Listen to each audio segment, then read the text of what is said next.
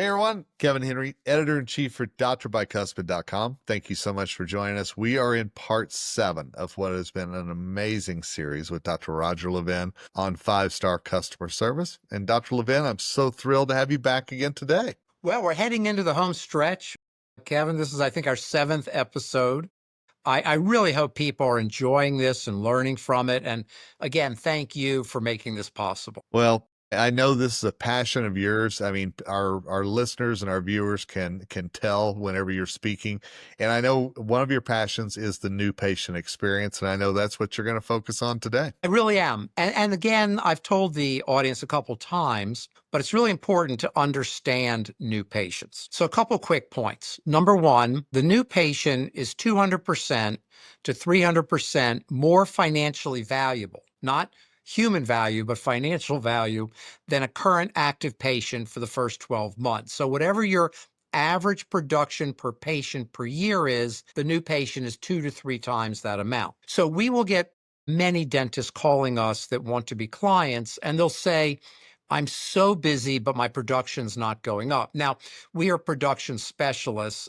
On the other hand, everything we do in production includes 5-star customer service because I believe that's what's essential for parts of production to happen. And when we get these calls from these dentists who want to be a client because they're very, very busy, and they are busy, but their production's not going up, we look at a number of early analyses, one of which is the new patient flow.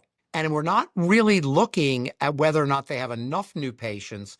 We're looking at when are they scheduling them. Why?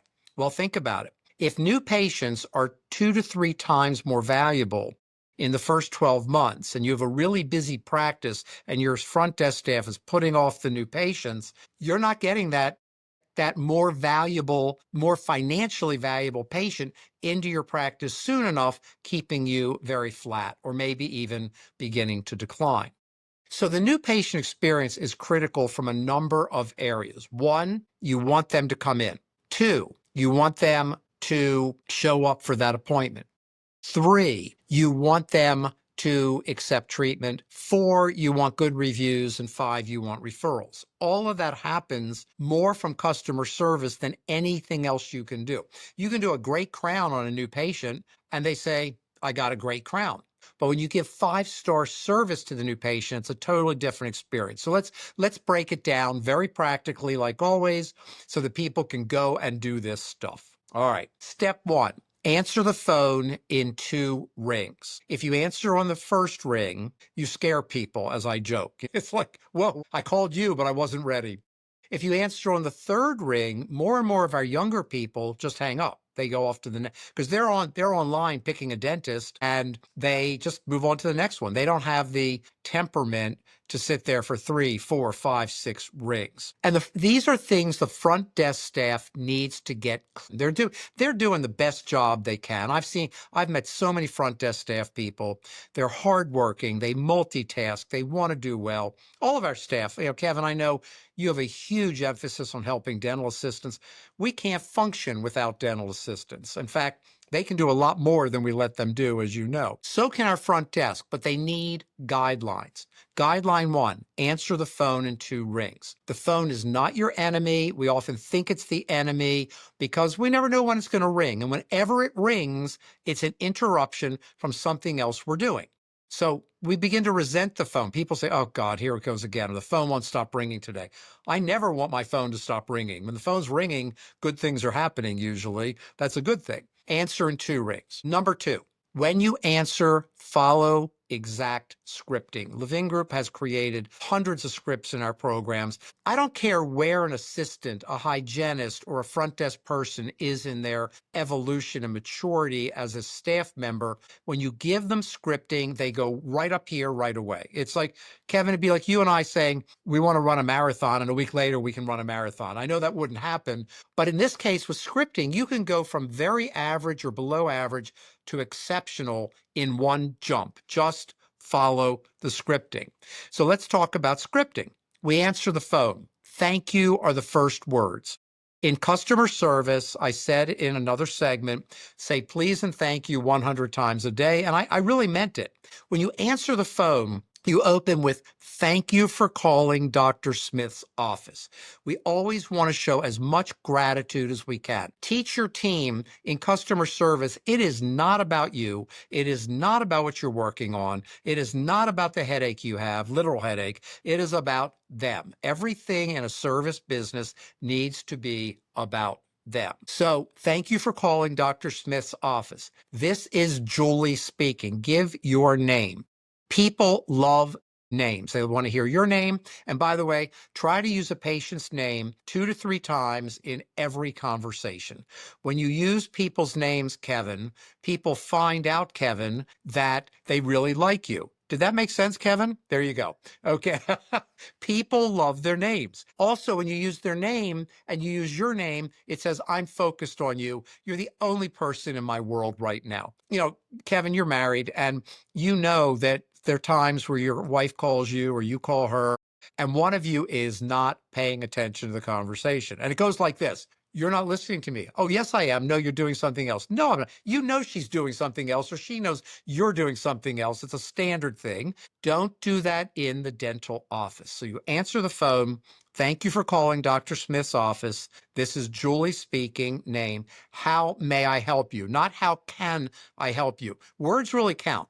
Can means I have to. May means I want to. May sound like a minor thing, but all these minor things I always say customer service is about the little things. Okay. So thank you for calling Dr. Smith's office. This is Julie speaking. How may I help you? "This is Bill Jones. I'd like to make an appointment as a patient in your practice." Okay. Ding, ding, ding. New patient on the phone. 2 to 3 times the financial value of our current active patients for the next 12 months. I better pay attention to this. I better use my scripting. I better give 5-star customer service. So then you say, "Mr. Jones, I'm delighted to meet you." Delighted is a power word.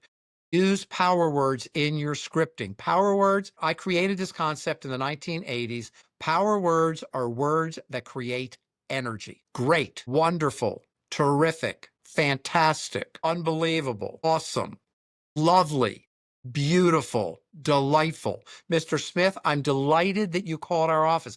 Kevin, how many people have been delighted to hear from you in the last week? How many people said to you, "Kevin, I'm delighted that you called"? That feels good. They may be delighted, but saying it is powerful. "Mr. Smith, I'm delighted that you called. We love meeting new patients." Whoa. Nobody does that. No new client has ever said to me, 30,000 different doctors, "We already do that." Okay.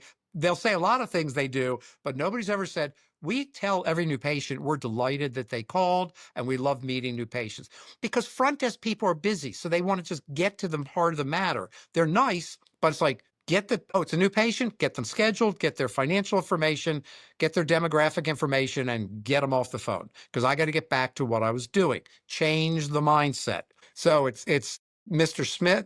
Smith, I'm delighted that you called. We love meeting new patients. By the way, love is the most powerful power word. So using love, you will love your result. You will love your doctor. You will love your hygienist. Love is a powerful power word. And words that create energy create trust. When people feel your energy, they like you and they trust you. Okay. So then you say to the patient, "Mr. Smith, name again, who may we thank for referring you?" There's the word thank again, because you want to know who referred them, but it's also an opportunity. And then the patient says, "Oh, Kevin Henry referred me to your practice." And then we can say, "Kevin, he is a wonderful patient. In fact, we treat his entire family." And no, that is not a HIPAA. I get this question from people. We focus on the smallest, silliest things. It is not a HIPAA violation. No one in the history of dental mankind has ever been sued for saying that a patient who referred a patient was a patient. You're okay. I promise you on this one.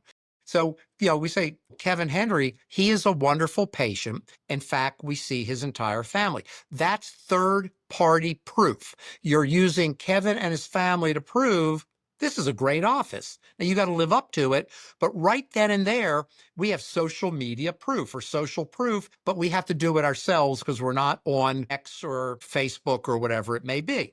So we say, "Who may we thank for referring you?" "Kevin Henry." "Kevin Henry, he is a wonderful patient." Wonderful is a power word. We're creating that energy. And at the same time, we're creating third-party proof. You're going to love it here. And say, Kevin Henry, he's a wonderful patient, and we see his entire family. Okay, that's the first part of the new patient experience. Now we've got to get the patient scheduled because that is the ultimate goal. Front desk people, if you're watching this, it's not good customer service if they don't schedule. So we've got to get them scheduled. Give two choices. When you give one choice, you start a back and forth. Oh, I can't come Monday at 2. I can't come Monday at 3. I can't come Tuesday at 5. Do you have a Thursday? No, we're not open on Thursday. Always give two choices. When you say, can you come Monday at 3 or Tuesday or Wednesday at 10, the mind works on which is the better choice, and people usually pick the option. Now, one thing I haven't said in this entire series, because I could go on and on and on, we could have a 20-part if you want, is give patients convenient appointments. Two quick customer service tips for 5-star service. One, whenever you're involved in scheduling, use the word convenience once or twice. Mrs. Jones, let's find a convenient appointment time for you.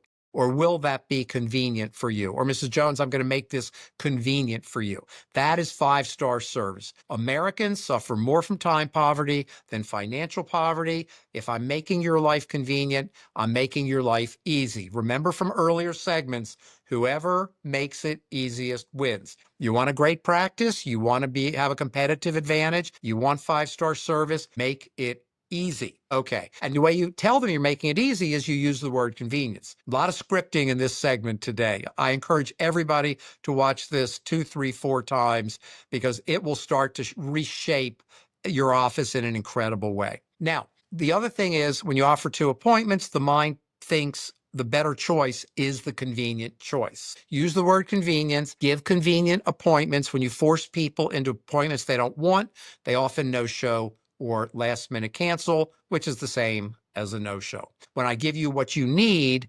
then you feel like it's 5-star customer service. So we select the appointment time, and then we say, we don't just start asking questions. Can I have your address? Mr. Smith, we really like to get to know our patients and to make your first visit faster and easier. Faster, oh, that's great. Anything faster is great. Get me in, get me out, and easier. To make your first appointment faster and easier, I'd like to ask you a few questions right now, if you have a moment. Asking questions, putting the patient in control. They love this. When you get to insurance, we do not say, do you have dental insurance? It sounds like, do you have money? Can you afford to come here? Okay. What we say is, Mr. Smith, when you arrive, we want to be fully prepared for you. So will you be using any dental insurance? That doesn't sound greedy. It doesn't sound money. And you might find out that you don't take the insurance and then you have to deal with that, which is another topic for another day. Okay, so that first phone call is critical. I would also say to front desk people, develop a habit that you do every time before you pick up the phone. Mine would be to smile. When you're smiling, it triggers a reaction of happy. It's really, if you're in a bad mood, go into a bathroom, look in a mirror and smile for 1 to 3 minutes. You can't stay in that, you just can't do it. You can't stay in that bad mood. So whatever your habit is, tapping your pen, I would use a smile. Don't pick up a phone and answer it without a habit to remind you to follow these guidelines because it's so easy to fall in. I'm so busy today. Dr. Smith's office, how can I help you? Oh, this is Kevin Henry. I'd like to be a new patient. Okay. Can you come Tuesday at 3? It's way too easy to. Customer service is just like entropy and chaos. It's always easier to fall into chaos. So you got to work at being organized. You got to work at being at the top of your game. So if you don't do it, you will go to the lowest common denominator. Not bad service, just you just won't be at 5-star. You'll be back to 3 or 4-star. Not bad, but not the differentiating factor for success. Okay, now we're going to confirm the patient. Okay, most of us now confirm by text, as we should. Don't just say you have an appointment. You say, this is Julie. And again, you can use this message with the one click for everybody. This is Julie from Dr. Smith's office. We're looking forward to, that's a positive phrase, seeing you Thursday at 3 o'clock. Not you have an appointment and respond 1 for yes and 2 for no and whatever language you're using. Make even your text messages be a message that we can't wait to see you. 5-star. Now they walk in the door. Okay, before a new patient walks in that day, there's something we should do every morning in our daily business meeting, morning huddle, whatever you call it. We have an agenda item called New Patients Today. We take a moment to look at who the new patients are, who referred them, and is there anything we know about them? This patient has to be out by a certain time. This patient has a handicap. This patient has whatever. If we try to learn one personal thing about each patient in that initial phone call. Relationship building is so powerful. Now they're coming in, but front desk people need to know, at 10 o'clock, Bill Jones is coming in as a new patient. Door opens around 10. In walks a guy you've never seen before. And my joke is if he's not wearing all brown, he doesn't work for UPS and he's your new patient. And he comes up and he says, "Hi, I'm Bill Jones." And what do a lot of us do? "Hi, Mr. Jones, have a seat." We give him a bunch of forms unless we do it electronically. It's crazy. That's not friendly. Treat your office like it's your home. Kevin, if you come to my home, I wouldn't open the door and say, "Go sit in that chair in that room. I'll be in 5 minutes." "Hi, Kevin. Great to see you. Come on in. Would you like?" Americans love a drink, whether it's water, Coke, alcohol. "Would you like a drink?" We're very friendly in our homes. Treat your practice like your home. Make your patients your friends, as I've said over and over again in this series. So Bill Jones walks in. I suggest you stand up and shake hands. Stand up and shake hands and say, "Mr. Jones, it is so good to meet you. I'm delighted to meet you. It's wonderful to have you join our practice." Use a power word and say something positive. And then give him an expectation. "Mr. Jones, we have all your information that you filled out online. We'll be with you in about 10 minutes. That's giving him an estimation of how long until he'll be seen by someone. It's really good. Again, don't run more than 10 minutes late, especially on a new patient. Dale Carnegie, who wrote the book How to Win Friends and Influence People, that's still a bestseller today and still the best book ever written on interpersonal relations, and I've read most of them, I think. I've read them all, but most of them. Dale Carnegie said, "You only get one chance to make a great first impression. Don't blow it. Do not blow it. Pay hyper attention to the new patient." So Mr. Jones, it's time for his appointment. The door does not open. An assistant yells out, "Bill Jones," or "Mr. Jones." Okay. Front desk person introduces. Now start to think about an egg. If we have a raw egg and we have to pass it amongst people, we do not want to drop that egg because we'll have a mess. The front desk person passes Mr. Jones, he's the egg, to the assistant. "Mr. Jones, this is Sally. She's going to be your dental assistant today, and she'll be escorting you back to your treatment room or consult room or wherever you go for your first new patient appointment." The assistant then does something called the 2-minute drill. And in the 2-minute drill, she gets to know Mr. Jones. "Mr. Jones, I'm so glad you've joined us. Tell me a little bit about you." That's all you have to say. He will do that. You don't have to quiz him. "Where do you work? How much money do you make?" I'm kidding. But in other words, tell me a little bit about you. I've never had a person not answer that question in my life, I think. It may be a short answer, it may be a long answer, but people love to talk about themselves. Remember, I said in our previous segment, it's more important to be interested than interesting. So for 2 minutes, the assistant gets to know the patient. In comes a doctor. The assistants often relegate themselves out of the way. You see, Kevin, I'm with you. I think dental assistants should be treated as equal professionals in the practice. They are professional. They are highly skilled. They want to do a great job. We need to treat them like physicians treat nurses, not as our extra in the office. And if I'm the doctor and I arrive, please get out of the way. Having said that, the assistant then introduces the patient to the doctor. "Mr. Jones, this is Dr. Smith, and he's going to be doing your exam today." or whatever your first step is with a new patient. I mean, this is a beautiful scenario. It's taking me a while to explain it. Goes like a ballet. Once you've done it a few times, it just is so smooth. And then the dentist does not examine Mr. Jones' mouth, the new patient. Remember the golden 10. First thing the dentist does is learn 10 personal things about this patient. Sometimes an assistant can even say, and Mr. Jones works at Boeing or Microsoft or wherever. The dentist begins to ask questions, gets to know the patient. If you learn 8 to 10 personal things about that patient, you got a really good chance of having them for life. One thing we teach our clients, every new patient in a general practice, not every specialty, if you get that first appointment right, you're part of what you're doing is increasing the longevity of your patients. We want them to stay with us for life. Plus, we want their families. So this has to be an incredible 5-star experience. The dentist learns 8 to 10 personal things. Then we do our comprehensive exam, which I talked about in the last segment. And then we say to the patient at the end, by the way, Mr. Jones, we have a new patient family plan where any of your family members are welcome to become patients in our practice, and their first exam is complimentary, no charge. I'm okay with words like no charge. Again, I said dentistry has its own language, but I'm okay with what people are used to. We get many, many new patients for our clients from these families once someone's joined the practice, because when they see the 5-star customer service, if anybody's wondering, is it worth doing all this? We bring in tons of patients for our practices from the families of new patients. We've had new patients go up front and schedule their other family members, especially if it's the mother, for appointments. Because when they feel 5-star service, they don't want to go anywhere else. So another thing I haven't said yet in this entire series, people will pay to be treated well. People will pay to be treated well.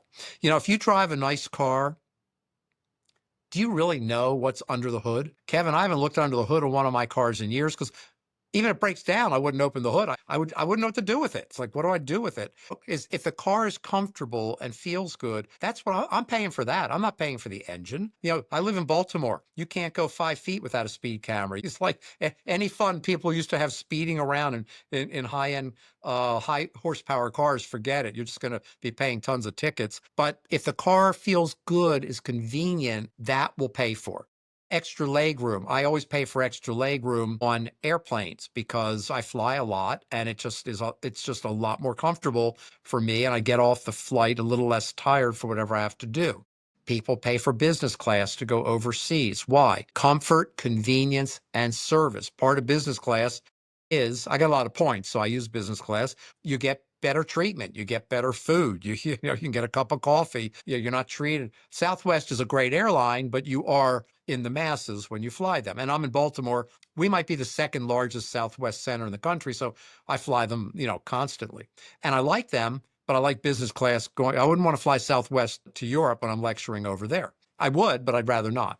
So you pay extra money when you feel like you're being treated well. Now, the last part of the new patient experience is eventually you're going to present treatment. Might be in the first visit, might be in a follow-up consult. If you have set the stage, and we're coming down to the end of this segment, but if you have set the stage for excellent customer service, the patient doesn't say, I see what they're doing. They're using power words. They're trying to make me think it's convenient. They're getting to know me so they can develop a relationship with me so they can get my money. That does not happen. We as human beings and patients say, wow, I love this office. And we don't know why. Sometimes we might say it's pretty. Sometimes we might say it's close to my home. But for the most part, we don't think about why. It just feels good. I mean, haven't you ever been places, Kevin, where you'll just say to yourself, this feels really good. And you're being treated well, but you're not breaking it down to every little detail. When you've got to present treatment to a patient, you want a foundation of them already feeling good. There are times in my own practice years ago and with clients all the time where before you open your mouth, they're going to accept treatment. You can recommend just about anything. They're going to accept treatment because they've already had such a great experience. And they came back and said, or they went up to the front after the first visit. This is a great office. Everybody's so nice here. Wow, I really love this first visit. You've got them at that point. They're going to accept the recommended treatment. And we should feel good about that because we're recommending things that are good for them. Last comment. If you want to do more aesthetics, implants, sleep, I call those elective. You might argue that sleep is not elective or implants aren't elective. I think they are. Nobody ever died from not getting an implant. And you might have a heart attack if you don't have a sleep appliance, but people don't care. So if you want people to spend their money, even if it's insurance, because remember, everybody's got a copayment. If you want people to spend money on aesthetics, plants, sleep, or other types of dentistry, you've got to give them a great customer service experience because they've got to reach in their pocket, they've got a co-payment, they've got to be willing to spend it. Even more for many people. I mean, there are a lot of things I can afford that I don't do because I just don't have time. I can't figure out how to get there, how to make the time. I'd like to do it, but I am so busy a lot that I I can pay for it. I just don't have the time to do it. Some of these things are inexpensive and I still can't make it happen because you work hard, Kevin. I work hard. We do a lot. When am I going to get to that thing? Make it easy, make it convenient. And then if you have a foundation of customer service, your case acceptance is going to go way up. Now, here's the last piece. I said there was a last piece, but this really is. You want people to trust you. I think trust is the most important word in a sales relationship. If I'm buying something for $10, I don't really care. Sometimes I'll see something, it's $5, $10. It might not work. It might break. The world will go on. But when we're talking about dental, where most people are in the hundreds of dollars, if not the thousands, and co-payments are a real thing, they've got to reach in their pocket, they have to trust you. Or am I going to go through the pain and suffering of having an implant done? I know they're not that bad, but the patient doesn't know that. So how do you get trust? Energy makes people like you. Where are you going to get energy from? Customer service creates energy. The higher your stars, 5-star service creates great energy. And when people feel your energy, they like you.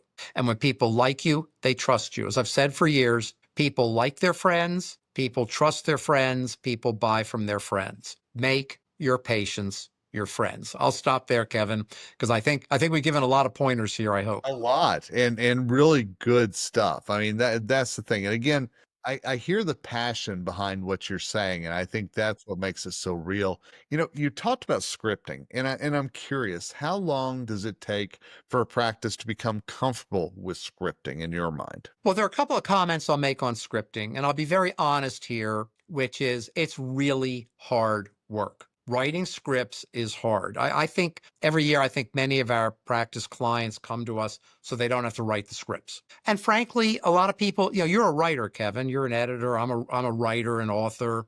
Hopefully, I write fairly well after all these years. I would say so, yes.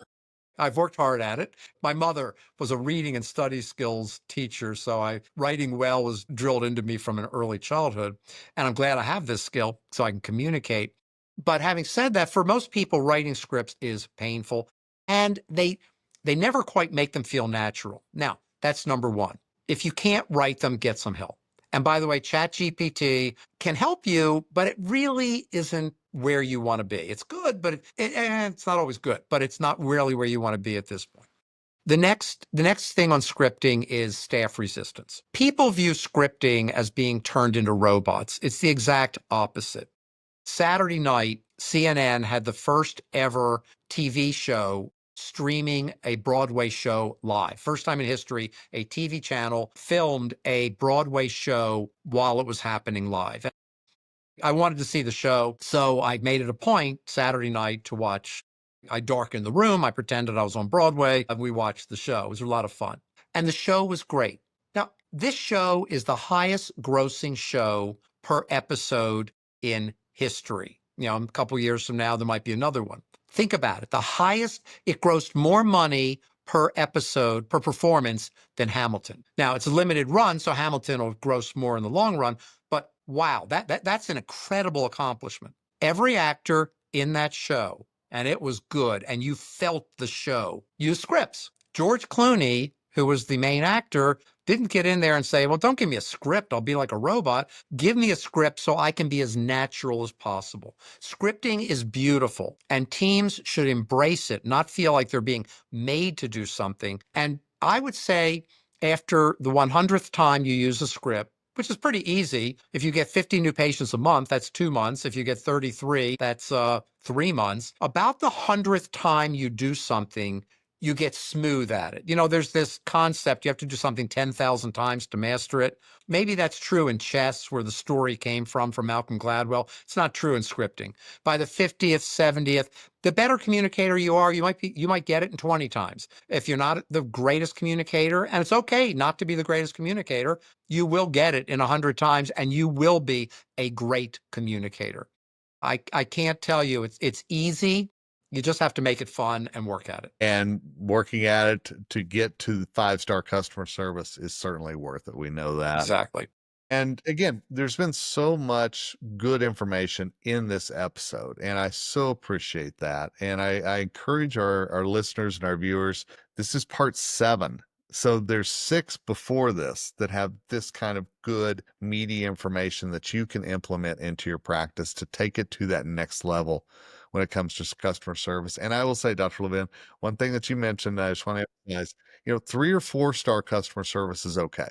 It's good, but that 5-star, if you can get to that point and take it to the next level, what a difference that can make for a dental practice. Yeah, and also dentistry's one reason I'm very excited about this topic is dentistry is getting more competitive. We're going to be here. The great thing is it doesn't matter what happens with the economy, with tariffs, with AI, or anything. They're going to be dentists. You can't do dentistry on the internet, and dentists should thank God every day for that.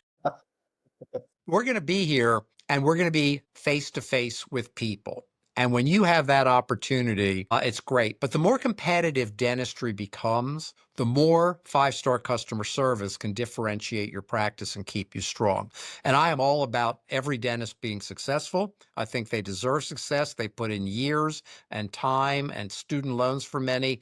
This is an incredible opportunity. And we're glad to bring an incredible opportunity with Dr. Levin to our Dr. Bicuspid listeners and viewers. So again, appreciate the time. And I think we're getting ready to have one more. We'll land the plane on this series, and I can't wait to hear where we're going. Excellent. See you then. All right. Looks good and sounds good. And thanks to all of you for taking time out of your busy schedule to listen to this. Again, so much information. And I'm going to encourage you, just like Dr. Lynn did earlier, make sure that this is something you're not only sharing with your team, but you're watching and listening to multiple times so that you make sure you're getting the very essence of how to take that step toward 5-star customer service. Till next time, Kevin Henry, Editor-in-Chief, signing off. And as always, wishing you nothing but success.